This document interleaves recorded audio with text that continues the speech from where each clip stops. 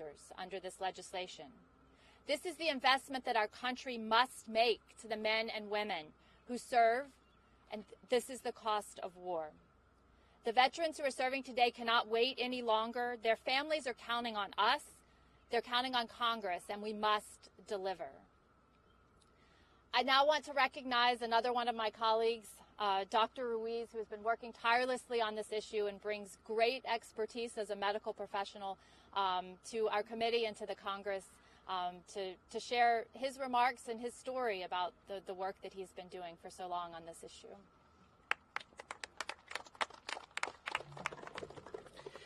Thank you very much, and thank you for being here. Good morning. I'm Congressman Dr. Raul Ruiz. I represent California's 36th Congressional District.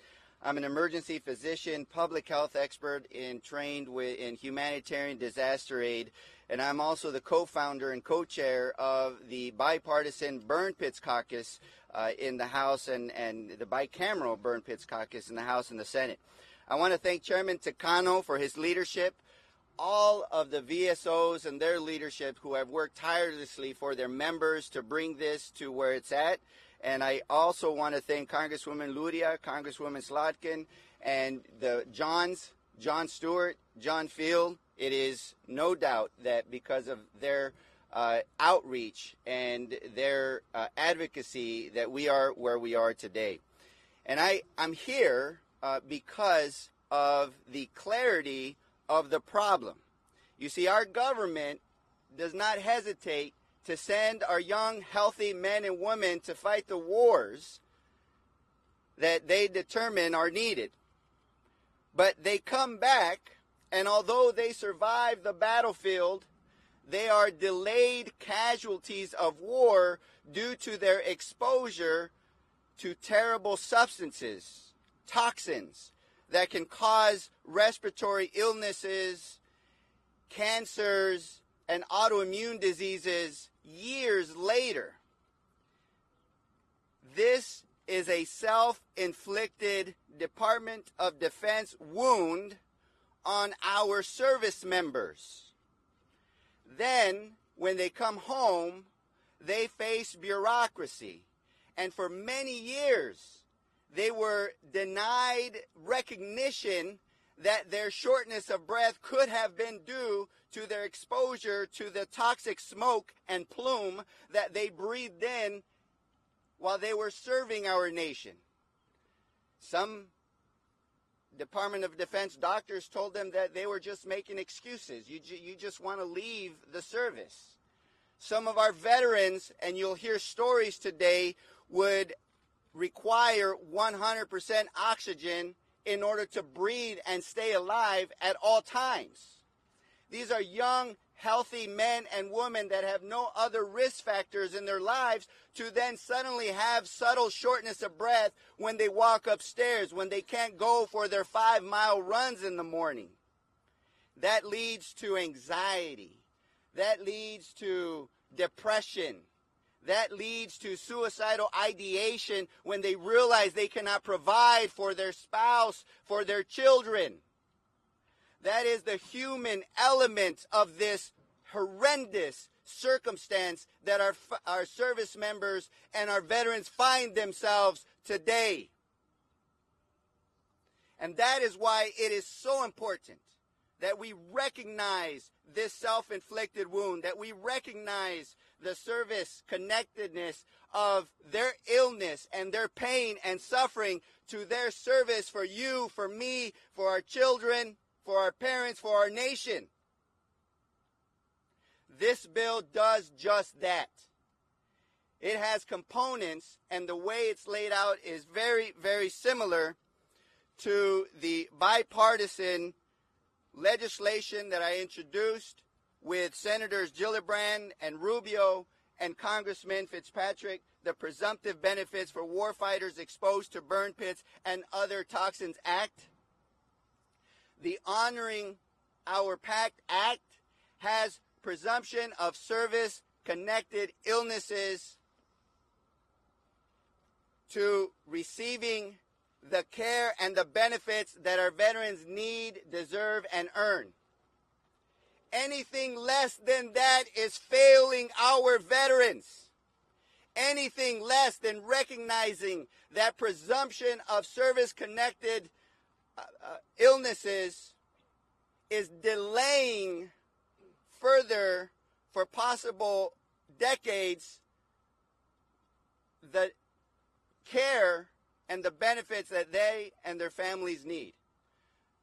Now, my staff, with some medical fellows, looked at the list and the literature and ranked the amount of respiratory illnesses that had good, strong evidence association with these toxins. Those illnesses are listed here. We also know that this smoke has hundreds of toxins and carcinogens that can cause an array of cancers. Those cancers that have been presented through case studies and others are listed here. And that is why it is so important that we must act now. That is why it is so important that we hear the stories of our veterans, to reach our collective humanity and patriotism, to support them and their families for their sacrifice for our country. And that is why we will not allow what happened to our Vietnam veterans when they were exposed to Agent Orange, and we will not allow this to be the Agent Orange of our generation. This is our time. We must act, and we're going to get it done. Next, I'd like to turn it over to a friend and colleague, Congresswoman Elisa Slotkin, who represents Michigan's 8th Congressional District and is an incredible advocate for our nation's veterans. Good afternoon, everyone. I'm Elisa Slotkin. I represent Michigan's 8th District. And I want to thank Dr. Ruiz, Chairman Takano, Representative Luria. I am new to the Veteran Affairs Committee. This was my first term being on this committee, and one of the reasons I joined the committee was to work on the issue of burn pits. I'm really encouraged that we are highlighting this issue and have raised it to this level. It's a very personal issue for me. I served 3 tours in Iraq as a CIA officer alongside the military. I lived next to a burn pit on all 3 of my tours, as did everyone who served. My husband, who was a retired Army colonel, did multiple tours in the Persian Gulf, in Iraq, all over the world, and now my stepdaughter is an active duty Army officer serving abroad. So this issue is quite personal for us, and I will tell you that I do feel that burn pits are our generation's Agent Orange. And the task for us now is to decide how we're going to respond. Are we going to make these veterans of our generation wait 30, 40, even 50 years for their recognition, or are we going to learn the lessons from that process and not do the same thing to this generation's veterans? I will also say that I think that what you see behind us here is an example of how Congress is supposed to work. Almost exactly 2 years ago, I know some of us had our first meeting with the Johns in a crowded room in Longworth office building. We stuffed in there to learn about this issue, and we heard directly from folks who had the experience of fighting for their life at the same time they were fighting the bureaucratic system at the VA. And the pain of that experience, of having to convince the people who are providing you care that you deserve access to testing, to research, really struck me as a double wound for some of our veterans. We started working. There are many of us in Congress on both sides of the aisle who feel strongly about this issue. And this idea that if you send men and women into harm's way to defend their country, you have a pact with them for the rest of their lives to take care of them and to hear them. I want to thank Chairman Takano for his leadership. There is no way a bill like this moves forward without the support of the chair, the active interest in getting something done. I want to thank our VSO partners. Again, this is how it's supposed to work. You hear something from the ground up, the VSOs and activists bring it to Congress. They find members on both sides of the aisle who care about it, and less than 2 years later, we are passing a landmark piece of toxic exposure legislation. I'm proud to be a part of this group. I'm proud to be working on this issue, and I'm now proud to turn it over to Christina Keenan, Associate Director of Disability Assistance and Memorial Affairs for the VFW. Christina.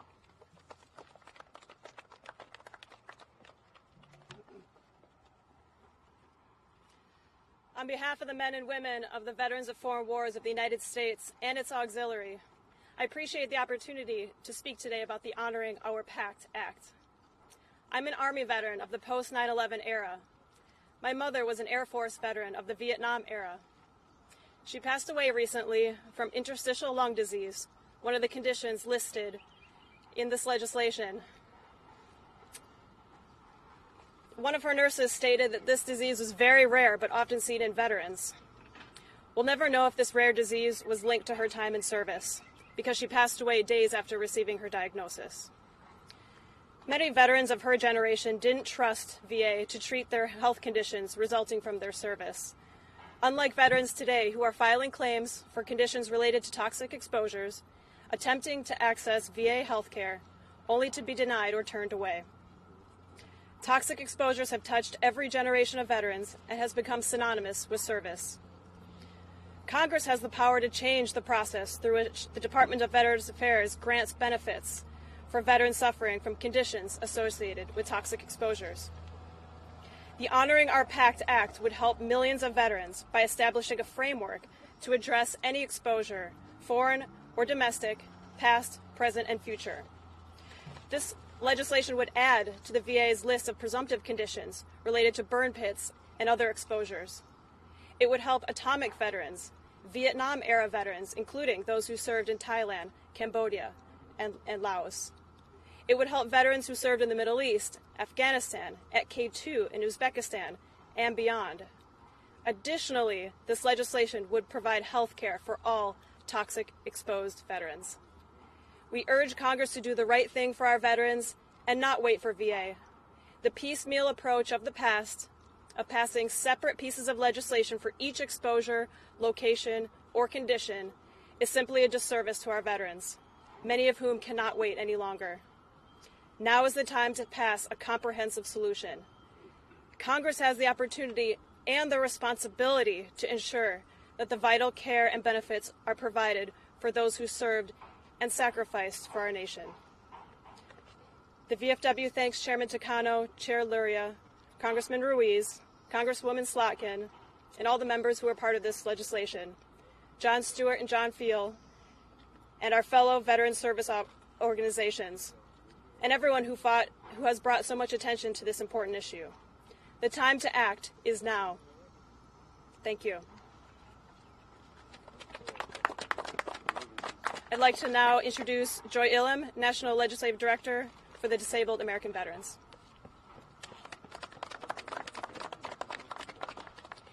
Thanks, Christina. Again, I'm Joy Ilham, National Legislative Director for DAV, Disabled American Veterans. As an Army veteran, I'm here, proud to be here on behalf of DAV's million members to stand together with the leaders and advocates you see here today, all of us united in a common goal, and finally enacting comprehensive toxic exposure legislation. The Honoring Our PACT Act addresses a number of critical, long-standing issues that DAV has had as priorities, and for veterans who have suffered health consequences from exposure to burn pits and other toxic substances.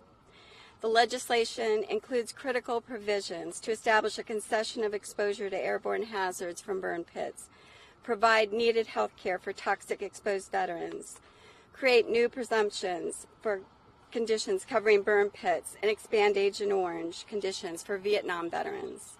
Finally, and importantly, the bill would establish a permanent framework for presumptive decision-making so that veterans never again have to wait decades for the health care and benefits they need and deserve. Like my fellow VSOs, DAV is grateful for the leadership of Chairman Takano, Subcommittee Chair Luria, Ranking Member Bost, Representatives Ruiz, Slotkin, and Meyer, and so many others who've played a pivotal role in getting us where we are today. We know that to become law, this landmark legislation will need to be broad, bipartisan, and bicameral support. And therefore, we are pleased that the Senate Veterans Affairs Committee is also taking important action today by marking up their own toxic exposure bill, the Cost of War Act. We know that the legislative path ahead will not likely be easy, but with the commitment and the leadership demonstrated here today in the House, working together with the Chairman Tester, Ranking Member Moran, and others in the Senate, the possibility of passing comprehensive toxic exposure legislation has never been greater. So we look forward to working with all of our colleagues and allies here today to bring this long overdue recognition, support, and justice to veterans suffering the exposure to burn pits and other toxic substances. Thank you. I'm now pleased to introduce Tom Porter, Executive Vice President of Iraq and Afghanistan Veterans of America. Tom? Thank you all for being here. I'm Tom Porter with IAVA. Some of you know Travis Hoare that's standing in the back there. He works in our legislative shop. IAVA's top priority is this issue, dealing with toxic exposures. It's the key health impact for veterans of the post 9/11 wars. And we've done a lot of advocacy on this issue over the years. And in recent weeks, one of the chief arguments or opposition to moving forward with something like this, something so ambitious, is the cost of doing this. And my chief argument against this is this. I was in that building on 9/11. I was working across the street for the chairman of the Armed Services Committee when we launched the wars in Iraq and Afghanistan. I don't remember a lot of members on the Hill arguing about whether or not paying the costs is worth it to go after the terrorists on the front end of these wars.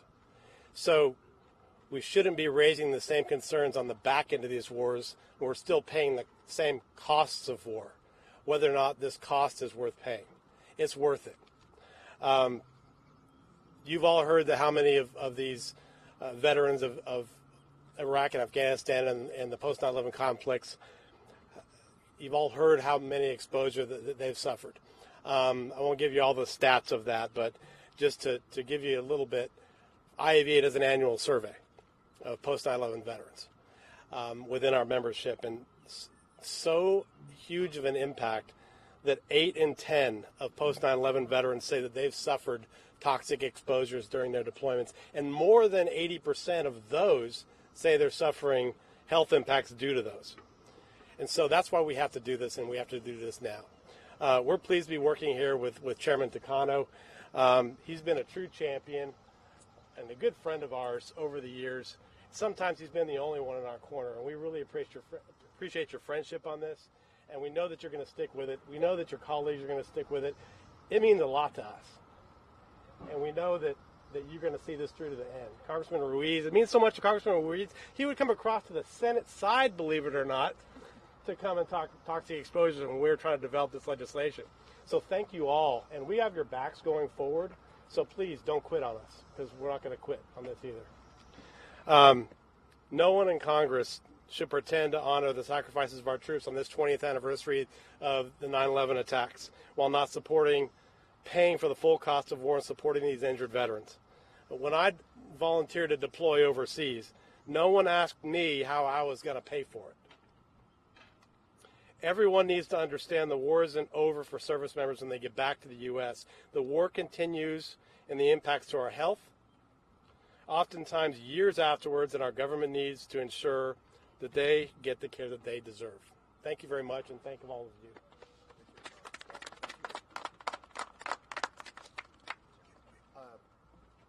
Our next speaker is Alex Morosky of the Wounded Warrior Project Government Affairs Specialist.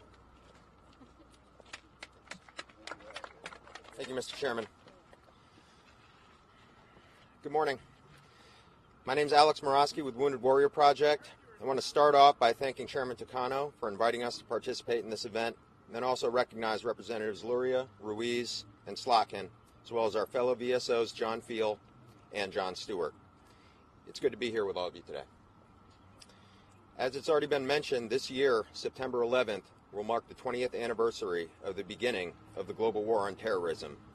And since then, young Americans, like myself and so many others that are here today, have steadily continued to volunteer for service in the U.S. military, understanding the high probability that they'd be deployed to combat in places like Iraq and Afghanistan. And they did so with some understanding of the risks to life and limb posed by enemy fire, roadside bombs, and other dangers. What they did not understand was the very real possibility that they would experience prolonged exposure to toxic fumes from burn pits and other hazardous chemicals that they would not be able to avoid, and that these could result in serious illnesses like respiratory illnesses, cancers, and other conditions that would follow them long after they return home. Then, in addition to the problems caused by the illnesses, they come to find out that it's extremely difficult to get health care they need, since service connection is the gateway to VA health care eligibility.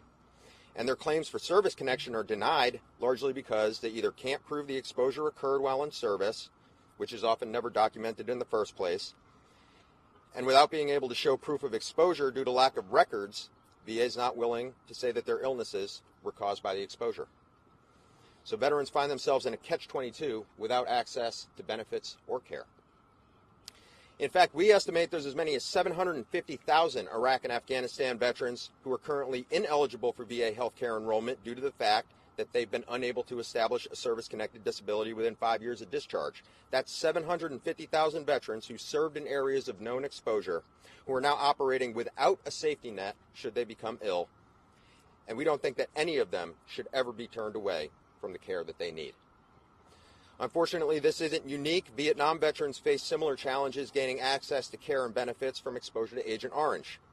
And because of this, over the decades, Congress has enacted a series of laws that's created a fair process to allow them to access their benefits. And their long and hard-fought victories helped establish a list of presumptive disabilities associated with Agent Orange, a concession of exposure so they don't have to continue to prove they were exposed when claiming conditions that aren't yet presumptive, a scientific framework to add new presumptions, and permanent access to health care regardless of their disability status. And this is very important from a preventative care standpoint as well as those who are already ill. Multiple bills have been introduced in the 117th Congress that would accomplish these things for current era veterans, and Wounded Warrior Project strongly believes that they're all important: presumption, concession, a framework, and health care. And we also believe that current and future generations should have parity with what's been done for previous generations. In other words, if it's good for them, it's good for us. So that's why we are, rather than picking only one bill to support this year, we've asked Congress to put them all together like pieces of a puzzle to create a lasting solution for all veterans who are exposed now and in the future. We've also asked Congress to move swiftly on this, since time is a luxury that many ill veterans just don't have. The time to act is now. And with this event today, they are doing just that. We know that there's still a long road ahead, but we strongly believe that caring for exposed veterans must be viewed as part of the cost of war, and we know Chairman Takano and other members of the committee agree with that as well.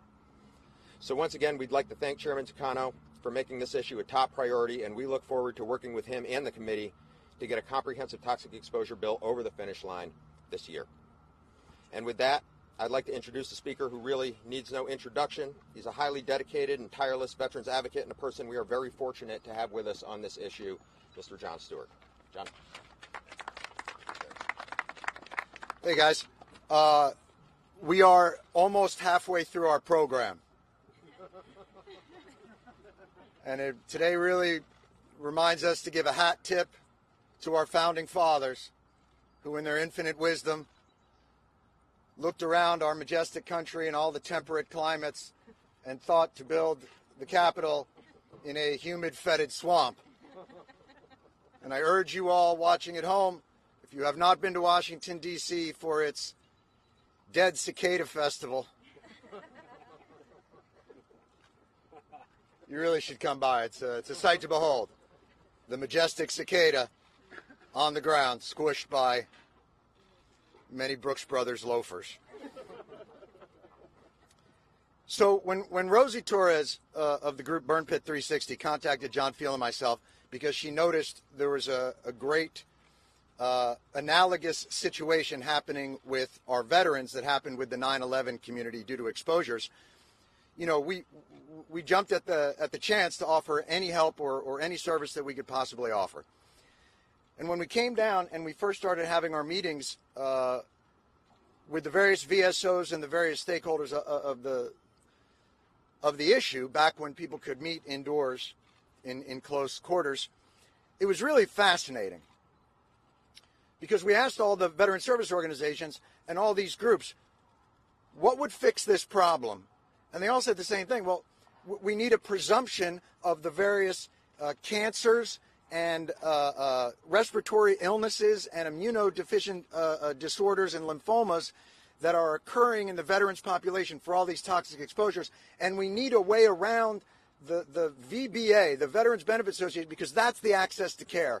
And we've got to get in from a different door because we're not being able to get in, and we can't get presumption. And we said, well, that's so clear cut. They had an incredibly clear-eyed vision of what it would take to fix this problem. And the fascinating part was great, so let's work on that. And they said, well, hold on a second. And then they started to talk about what they think they could get. And it reminded us that Congress's reticence and inaction has caused our veterans community over these many years to negotiate against itself, to negotiate against the need that they have and the need that their population has against the purse strings that the VA and the Congress were holding over them. And that's why I am finally encouraged, because when we see the hard work that all these VSOs are doing and all these Congress people are doing and the bills that are coming out today and are going to come out of the Senate, that they're finally recognizing that the consequence of war is not another line item in the budget that you can ignore. You know, to put this in the only terms that somebody of my age can understand, defense contractors can't view the U.S. Congress as Willy Wonka's chocolate factory, while veterans are back there like Oliver with a bowl of gruel asking, please, sir, may I have some more? It's bullshit and it's got to stop.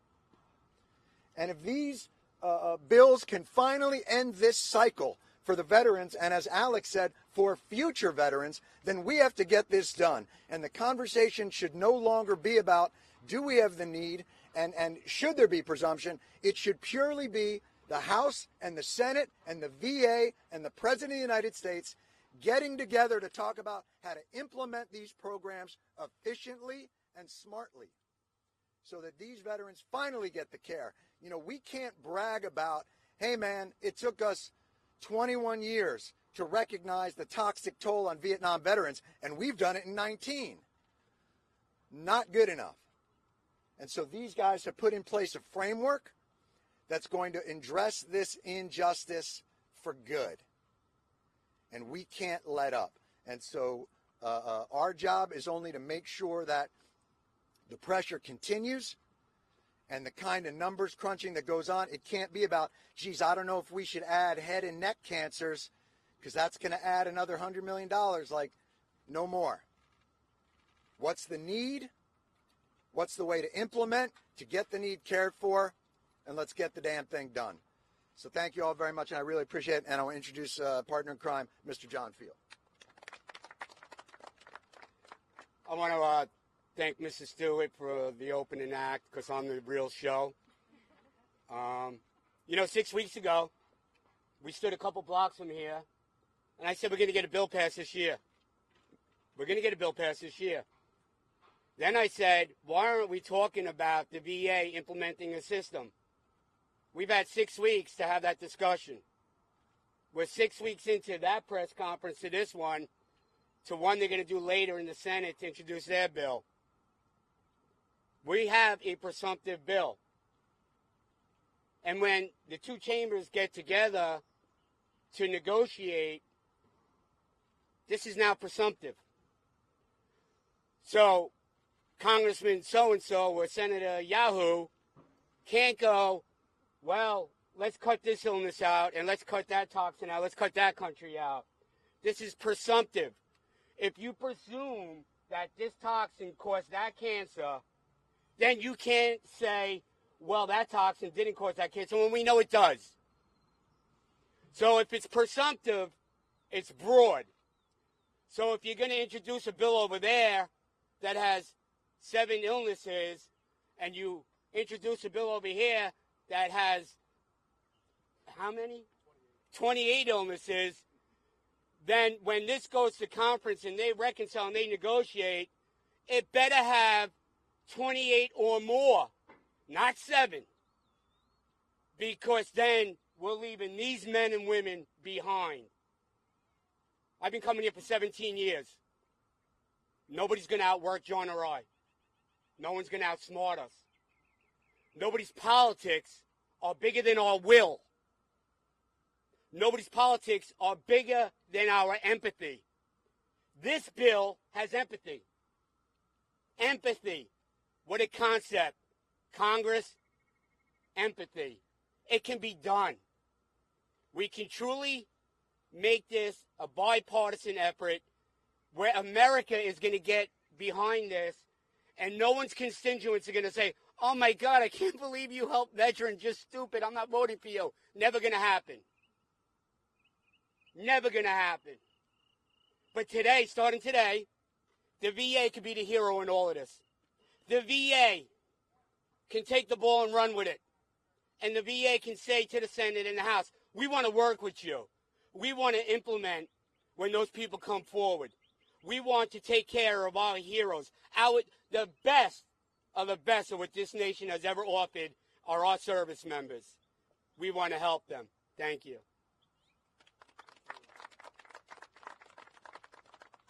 Thank you, Jon Stewart, for your dogged advocacy.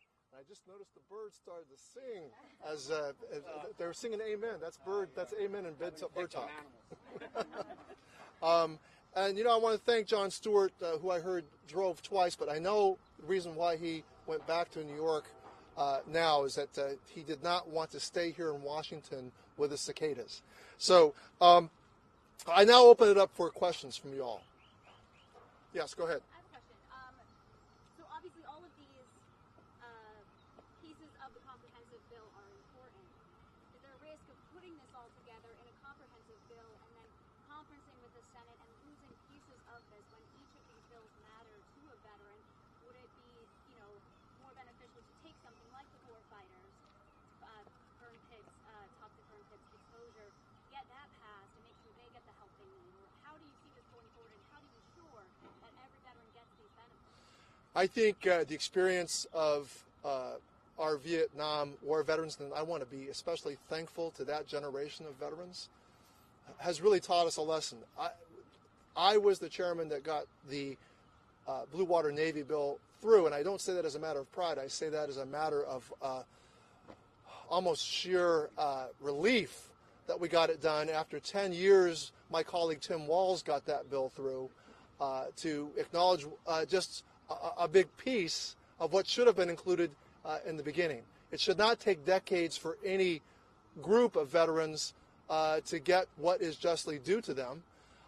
In this bill, we include taking care of about 100 atomic veterans that were exposed on an atoll in the Pacific. Cleanup. It's Grace Ming's bill. It's the Mark Takano Atomic Veterans Bill. My heart broke for hearing the stories of those veterans who were clearly exposed to nuclear radiation and yet could not get their benefits. It should not be a matter of your political your clout just because you're only 100 in number versus thousands and thousands. And that's why that's why it cannot be a piecemeal bill. I do not believe there is a risk, to go to the heart of your question. I believe there is substantial support in the Senate for a comprehensive solution.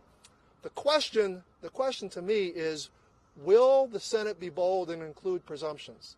I think Jon Stewart hit it on the head. Will they include presumptions? And I'm going to keep doing that, Dr. Ruiz. He's the authority here. He's the Harvard-trained doctor. He did the painstaking work to provide, I think, the validity for including these presumptions. And it's my hope that this afternoon we're going to see senators on both sides of the aisle come to an agreement on the presumption. The presumption, I think, is the big part of the bill that if it gets done, it will be a matter of, as I think Jon Stewart said, a matter of negotiating how many. We will have crossed that bridge. So I don't see a risk. I see we're in a really great place here. We have tremendous momentum thanks to the work of our advocates in the community, like the two Johns, and the veteran service organizations. They have made this a priority, and I intend, as my colleague Kai Kahele would say, to ride this wave completely into the shore. Can I just add to that? You know, the VSOs and the Johns, we're going to be able to be part of that, and they're going to have to come back to us and say whether we like something or not. And this is going to be a complete team effort where we'll all say, yes, we're good with that. No, we're not good with that. And that's how legislation gets passed. It's going to take this group effort. And I think everybody will have an equal say when we see the finished product. Yes, go ahead. Hi, thank you. I'm just curious, on your side of the House, what's the timeline for bringing this bill to committee and getting on the floor? Tomorrow afternoon on the floor by the floor, and then we got to bring the members back to session, John. They're on resource. We will be having hearings on our next major markup when members come back into session in the middle of this month. They're currently on recess for another couple of weeks, but the Senate is marking up today. We intend to do our markup quickly thereafter, and so that's more or less the timeline. And I hope we get this done, by the fall or by the end of the summer. Yes. Chairman, I don't see any Republicans up here, and I know VA has had some conversations with you. Do you think you can bring both of them onto this? Do you see this as being bipartisan and things are changing? I think so. A lot of the tone will be set by, fairly evenly divided committee in the Senate. I see that there's a lot of political will and momentum on both sides in the Senate, and I think a lot of the House members will be taking their cue. But that's unfair to some of those Republican House members. A lot of their work is included in today's bill, including the ranking member's bill. Ranking member Boss' bill is included. We just need to keep creating more political space, and that political space is created, frankly, by the attention being brought to the public, by the work of our veteran service organizations, and by tremendous public advocacy, by Jon Stewart and Jon Stewart. And what about VA? Have you been able to talk to them about the impact of this? I will be having an opportunity to spend extended time with the Secretary this Friday before Memorial Day. It was the first topic I brought up with him when he was confirmed, and he's undergoing a review and getting his policy legs as we speak. But I can assure you, Secretary McDonough is very engaged on the issue. Can I add something real quick? I just want to make sure everybody understands. This is not a surprise to the United States government. This is not a surprise to the Pentagon. This is not a surprise to the VA. This is not a surprise to the EPA. And I know that because the internal documents of the VA in 2010 sent out a list of all the diseases that they thought were going to start rolling through because of the toxins that were associated. And attached to that list are all the different toxins that they knew everybody was being exposed to in 2010. The Pentagon has their internal documents where they were told, these are the toxins that our soldiers are being exposed to. This is the effect that it's going to have on them. The EPA has internal documents. This is why we can't do burn pits in the United States. These are the toxins. This is how it's going to go. Dioxins, benzene, PFAS, all that. None of it is a surprise. The only thing that hasn't happened is action. So no more excuses and no more, geez, this is the first time we're hearing about it. It's not. They know this is coming. This is no surprise. Any other questions? Any other questions? I got frosty. Okay. Well, we don't want to prolong our time in this beautiful, balmy Washington, D.C. weather. So thank you all for turning out. Thank you.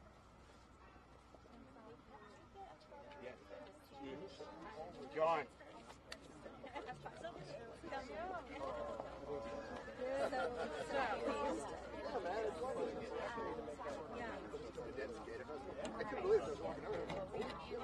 Standing right behind you and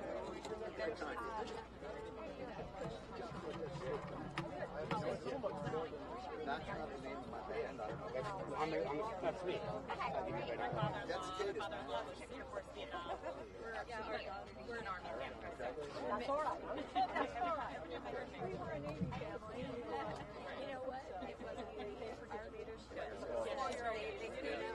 I didn't have in my eyes. Something like that. Getting on the same way. Yeah, sure.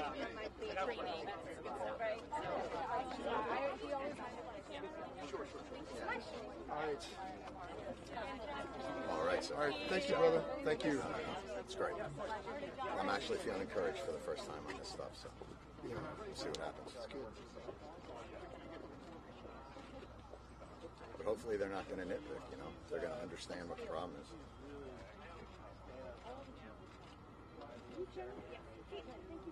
What's really great about you guys is you help focus the mind and press the pain points. There's so many different groups working on towards a goal, but they're not necessarily working together, and so we just try and kind of bring them together to focus their efforts. They're the ones doing all our work. Those are the ones doing all our work.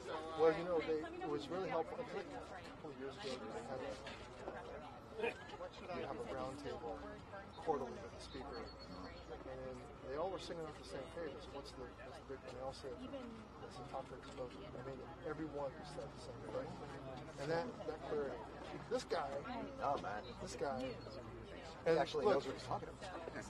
And look, we have a veteran voice. She's tremendous. This is our chair. We can't let him squiggle at it. You know what I mean? That's all. And that's the only thing John and I can do is try and bring attention to it. You guys, this is really finally the most comprehensive effort. Now, if we can just switch the VA mode to implementation, then I think we really got it. Then we're moving. We still got implementation issues related to Blue Water Navy and all of that. So understood. The IT issues and everything. So that's the nuts and bolts. The thing that I look at is this. If you look at the VA in terms of physical wounds, it's world class. And that's an intentional decision made on the types, understanding the types of injuries that are coming towards you, adaptive rehabilitation, prosthetics. Like, that's all world class, the highest level of care that you can get. It's just a question of treating toxic wounds with that same level of priority. It can be done, and that organization can do it because they've proven they can do it. All they have to do is turn their attention and start listening to experts on toxic exposure instead of like